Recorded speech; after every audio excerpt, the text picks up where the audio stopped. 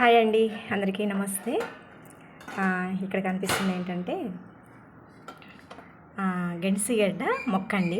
అసలు చూడండి, మొన్న చిన్నగా ఉంది కదా, ఇప్పుడైతే ప్లేస్ మార్చాను ఎందుకంటే తీగ పాగుతుంది. అందువల్ల వచ్చేసి కొంచెం లైట్ గ్రీన్ నుంచి అంటే లేత పచ్చ నుంచి కొంచెం ముదురాకు పచ్చలాగా వచ్చినాయి ఆకులు. అంటే కొంచెం ఆకులు ముదిరినాయి అన్నమాట. సో కాబట్టి చూడండి, అసలు ఎంత కిటికీకి అల్లించేసాను అన్నమాట. చాలా అసలు వాటర్లోనే కానీ చూడండి, ఇది కిచెన్లో ఉన్న కిటికీ అన్నమాట. అయితే అక్కడికి అల్లించేసాను. అయితే ఈ మొక్కతో పాటు అంటే ఈ గెండ్సిగడ్డ పెట్టాను కదా, ఇందులో డబ్బాలు పెట్టిన తర్వాత సేమ్ అదే సమయానికి నేను భూమిలో ఒక చిన్న మొక్క పెట్టాను. అంటే ఈ గెండ్సిగడ్డ మొక్క చిన్న మొక్క పెట్టాను. అయితే అది చిన్నగా గ్రోత్ అవుతుంది కానీ హెవీగా పెరగలేదు. అంటే దానికి కారణం నేనేమనుకుంటున్నానంటే, ఇక్కడ గెండ్సిగడ్డ మొత్తం ఉంది కదండి, కనిపిస్తుంది కదా మీకు, ఈ గెండ్సిగడ్డ మొత్తం నుంచి రూట్స్ వచ్చి ఈ మొక్కలనేవి వచ్చేసినాయి. అంటే ఎక్కువ ఆహారం ఇక్కడే ఉంది కాబట్టి ఇది ఎక్కువగా గ్రోత్ అయింది అనుకుంటున్నాను. ఎందుకంటే ఇది మొక్క రావాలంటే ఆహారం కావాలి, ఆ పిండి పదార్థాన్ని ఉపయోగించుకొని మొక్క గ్రోత్ అవుతుంది. సో కాబట్టి ఇది ఎక్కువ ఉంది కాబట్టి త్వరగా గ్రోత్ అయింది అనుకుంటున్నాను, ఎక్కువ తొందరగా పెరిగిందని అనుకుంటున్నాను. అయితే ఇక్కడ ఇంకోటి చూడండి, ఇది వచ్చేసి ఇది అవుట్డోర్ ప్లాంటే, బయట పెట్టే మొక్కే. కానీ నేను స్కూల్ దగ్గర ఉంటే ఒక చిన్న మొక్క కట్ చేసుకొచ్చాను అన్నమాట, కొమ్మ కట్ చేశాను. అయితే దీనికి రూట్స్ ఏం రాలేదండి. రూట్స్ రాకపోయినా కూడా ఇదిగోండి చిగురైతే వచ్చేసింది. 2 కొమ్మలు వచ్చినాయి అన్నమాట. చాలా క్యూట్గా ఉంది. అంటే నీళ్ళల్లో కూడా మనం ఇలా మొక్కలను పెంచుకోవచ్చు. అంటే మొక్కలు పెంచుకునే ఇళ్ళలో పెంచుకోవాలి ఇష్టం అనుకున్నప్పుడు మనం ఇలా కూడా మరి మన ఆశని నెరవేర్చుకోవచ్చు అనేది నేనైతే ఈ ప్రయోగాలు చేస్తూ ఉన్నాను. అంటే పాపం నాకు తెలియదు, నేను కూడా వీడియోస్ చూసి ఈ గెండ్సిగడ్డ మొక్క అయితే నేను పెంచాను అన్నమాట. నాకు చాలా బాగుండింది. అసలు నేను అలా చేయగలను, అసలు వస్తుందా, ఈ మొక్క వస్తుందా, నిజంగా వస్తుందా, లేకపోతే వాళ్ళు ఇంకేమన్నా చేశారా అని అనుకొని ట్రై చేశాను. అయితే సక్సెస్ అయిందన్నమాట. మనం ఏ పనైనా కూడా ట్రై చేయకుండా అది కరెక్ట్ కాదని మనం చెప్పడానికి లేదు. ఎందుకంటే చేసి అది ఒకవేళ రాలేదనుకోండి, అది ఎందువల్ల జరిగిందనేది కూడా మనం పరిశీలన చేస్తాము. అయితే ఈ మొక్కలు మాత్రము నాకెవరు చెప్పలేదండి. అయినా చూద్దాము, వేద్దాము, నీళ్ళలో పెడితే ఈ మొక్క వచ్చింది కదా, ఇది కూడా వస్తుందేమో అని చెప్పానని ఈ ప్రయోగం తర్వాత ఈ ప్రయోగం చేయటం స్టార్ట్ చేశాను. అయితే ఇందులో కూడా సక్సెస్ అయ్యాను అన్నమాట. సో కాబట్టి మళ్ళీ ఇక్కడ వచ్చేసి ఇదేమో తెల్ల గెండ్సిగడ్డ అండి. ఇది తెల్ల గెండ్సిగడ్డ. ఇదే ఎక్కువ మంచిది అంటారు, మన దేశీ పంట అంటారు ఈ తెల్ల గెండ్సిగడ్డ. ఇక్కడ మళ్ళీ ఎర్ర గెండ్సిగడ్డ అయితే మొన్న చిన్న రూట్స్ వస్తూ ఉంటే చిన్న పిలకల్లా ఉంది, అందుకని పెట్టాను అన్నమాట. ఇదిగోండి, ఇప్పుడు చిన్న రూట్స్ వచ్చినాయి అన్నమాట.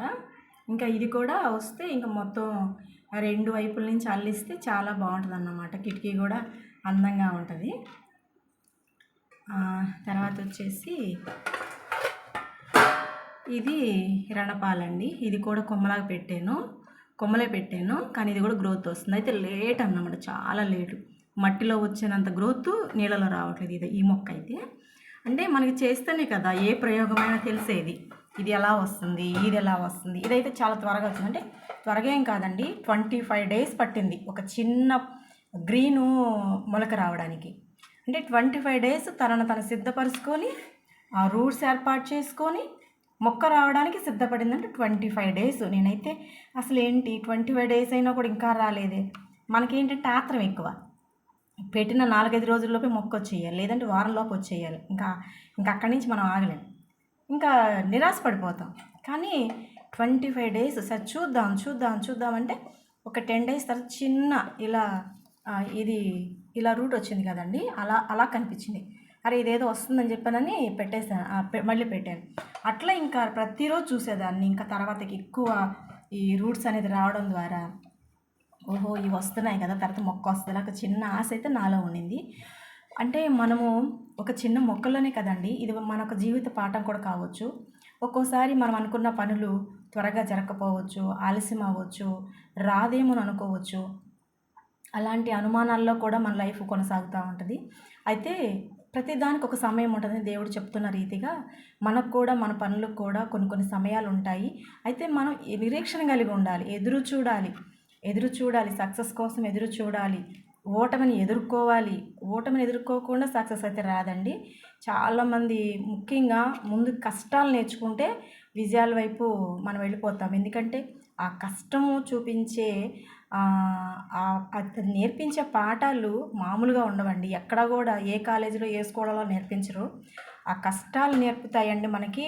నిజంగా మనం చాలా చాలా కష్టాలని బాధపడిపోతాం. కానీ అవి మనిషి ఎలా బ్రతకాలో నేర్పిస్తాయి, ఎలా బ్రతకకూడదో నేర్పిస్తాయి, ఎలా అడుగు వేయాలో నేర్పిస్తాయి, ఎక్కడ అడుగు వేయకూడదో నేర్పిస్తాయి, ఎవరితో స్నేహం చేయాలో నేర్పిస్తాయి, ఎవరికి దూరంగా ఉండాలో నేర్పిస్తాయి. సో కాబట్టి మనం ఎప్పుడూ కూడా ఒక చదువు కావచ్చు, ఉద్యోగం కావచ్చు, కుటుంబం ఫ్యామిలీలో కావచ్చు, మనకంటూ ఒక గుర్తింపు లేకపోవటం కావచ్చు, ఇలా మనం మంచి చేసి కూడా ఎందుకు ఇలా బాధపడుతున్నామని అనుకోవచ్చు. అన్ని విషయాలకు కూడా ప్రతిదానికి ఒక సమయం ఉంటుంది. ఆ సమయం వచ్చేంత వరకు దేవుడి మీద మనం ఆధారపడాలి, దేవునికి మొరపెట్టుకోవాలి. ప్రభువా నీ చిత్తం, ప్రభువా నీ చిత్తం, ప్రభువా నీ చిత్తం అనని. నిజంగా ఆ మొక్కలు, పక్షులు, ప్రకృతి దేవుని స్తుతిస్తాయంటండి. దేవాతి దేవునికి స్తోత్రాలు.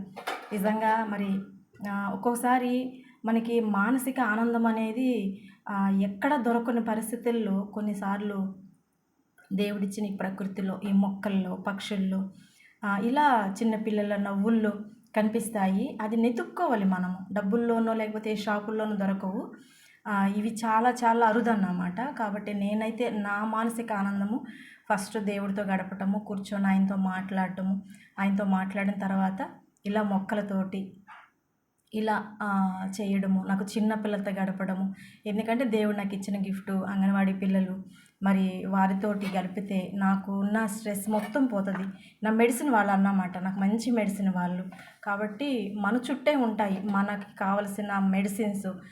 ఒక్కోసారి శరీరానికి కావాల్సిన మెడిసిన్స్ తీసుకోవచ్చు, కానీ మనసుకు కావాల్సిన మెడిసిన్స్ అయితే ఇలాంటి వాటిల్లో మనం వెతుక్కోవచ్చు అండి. కాబట్టి మనం ఒంటరిగా ఉండి ఏదో పరిగెత్తి ఏదో చేసి మనం అట్లా కాకుండా ఒక పనిని కల్పించుకుందాం. నిజంగా అండి, ఒక పని కల్పించుకుంటే ఇప్పుడు నేను ఫస్ట్ మాకు రెంట్ హౌస్ అని నేనైతే మొక్కలు పెంచలేదు. కానీ మా వారు ఒక చిన్న మనీ ప్లాంట్ తెచ్చారు. అది పెట్టిన తర్వాత కొంచెం గ్రో అవుతున్న తర్వాత అరే గ్రీనరీగా ఉంది కదా, మనం కూడా డబ్బాల్లో అది డబ్బాలో పెట్టాను నేను. డబ్బాలో పెడితే బాగుండు కదా, ఇది ఇలా పెట్టినట్టు అలాగే నేను కూడా పెడితే బాగుండు కదనని ఇంకా మళ్ళీ మొక్క తీసుకొచ్చారు మా వారు. అది కూడా డబ్బాలోనే పెట్టాను. అయితే మళ్ళీ మొక్క తెచ్చిన మా వారైతే లేరు.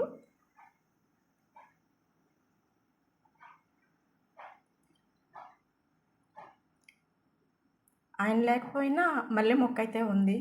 అది చక్కని పువ్వులు పోస్తుంది.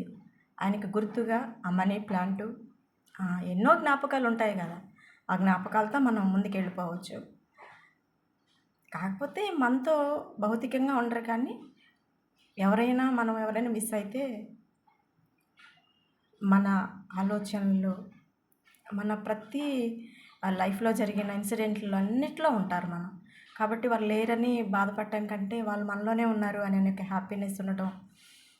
అంటే మనల్ని మనం సెట్ చేసుకోలేకపోతే ముందుకు కొనసాగలేము. ఎందుకంటే కుటుంబాలు ఉంటాయి, పిల్లలు ఉంటారు, వాళ్ళ బరువు బాధ్యతలు మనం నెరవేర్చాలి. కాబట్టి ఏంటంటే కొన్ని పరిస్థితులు, అనారోగ్య పరిస్థితులు కావచ్చు, ఏమైనప్పటికీ కూడా దేవుని మీద భారం వేసి ముందుకు వెళ్ళాలి. సో కాబట్టి నేను పెంచిన మొక్కలైతే ఇలా ఉన్నాయండి. మీకు నచ్చితే మీరు కూడా ఇలా మీ ఇళ్ళల్లో ప్లాన్ చేసుకోండి. ఎక్కువ ఖర్చు ఏం లేదు. ఒక చిన్న ప్లాస్టిక్ డబ్బా, వాటరు, ఒక గణిసిగడ్డ పెట్టేసాను, మొక్క వచ్చేసింది. అంతేనండి. ఓకే అండి, బాయ్, థ్యాంక్ యూ.